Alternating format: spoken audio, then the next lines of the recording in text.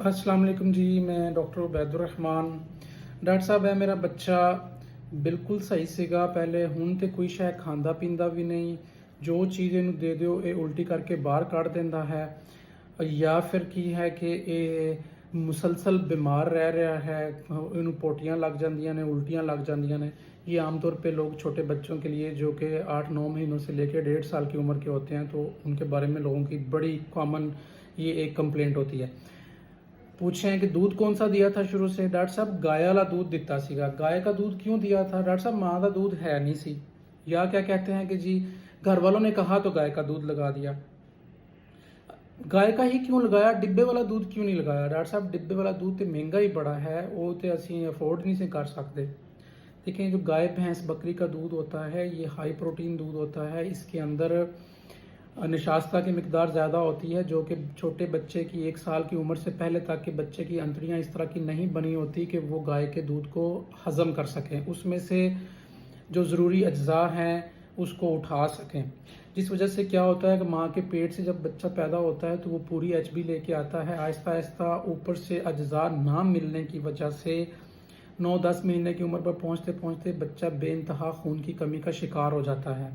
जिस वजह से क्या है कि सबसे पहले जो चीज़ उसकी ख़राब होती है वो उसका मैदा है। मैदा ख़राब होने के पीछे वजह ये होती है कि देखिए, मैदा एक चक्की है, उसने बाहर से आने वाली चीज़ों को रगड़ना है, हज़म करना है, उसके अंदर से ज़रूरी अज्जा को उठाना है और फिर उसको खून का हिस्सा बना के अपने जिस्म के सारे काम करवाने हैं।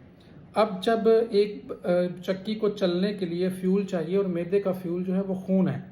अब अगर किसी को अंदर खून की कमी है तो क्या होगा कि वो चक्की सही तरीके से हज़म नहीं करेगी। जब बच्चा बाहर से कोई भी ग़िज़ा खाएगा वो मैदे के अंदर वैसे ही पड़ी रहेगी, तो जिस वजह से धीरे धीरे बच्चे की भूख ख़त्म होती जाती है, बच्चा खाना छोड़ देता है।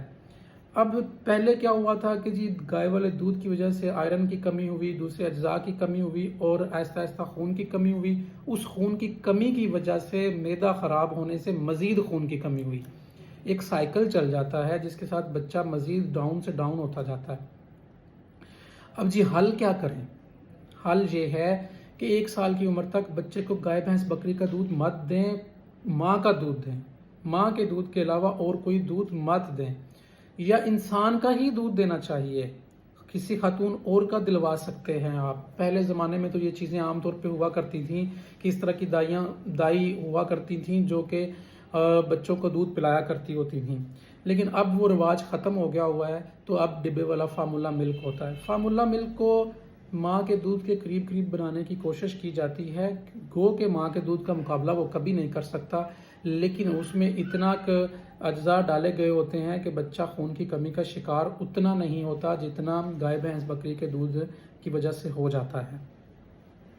अब रही बात अखराजात वाली, देखें आप पहले दिन के बच्चे से लेके 1 साल या 8 या 9 महीने के बच्चे की उम्र तक पहुंचने तक अगर उसको जो दूध हम देते हैं डिब्बे वाला, उसके अखराजात निकालें और गाय के दूध पे होने वाला खर्चा निकालें, और बाद में जो उस गाय के दूध की वजह से खून की कमी का शिकार होकर बीमारियां जो लगेंगी, उन बीमारियों पे आने वाला खर्चा और जो खून की कमी की वजह से मज़ीद खून लगाना पड़ेगा उसको, खून की बोतलें, उन पे आने वाला अखराजात का हिसाब निकालेंगे ना, तो डिब्बे वाला दूध आपको सस्ता ही पड़ रहा होगा। और जो बच्चे की सेहत ख़राब हो रही है वो एक अलग है।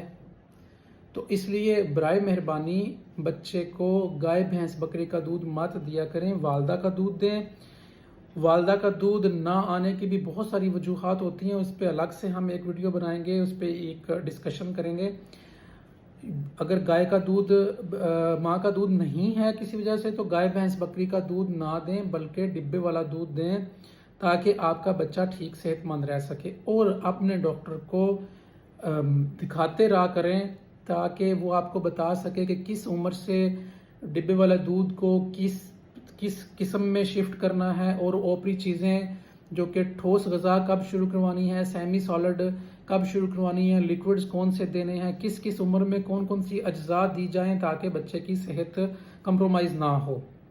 अपने बच्चों का मुस्तकबिल ठीक करें। सारी की सारी मुस्तकबिल बच्चे का मुनसर करता है उसकी सेहत पे। अगर शुरू से ही उसकी हड्डियाँ, उसका जिस्म पूरे तरीके से ग्रो नहीं कर पाएगा, जो कि खून की कमी की वजह से होता है, تو بعد میں آنے والا فیوچر اس کا ذہنی جسمانی طور پر محفوظ نہیں ہے، مضبوط نہیں ہے۔ اپنا خیال رکھیں، اپنے بچوں کا خیال رکھیں۔ بہت شکریہ۔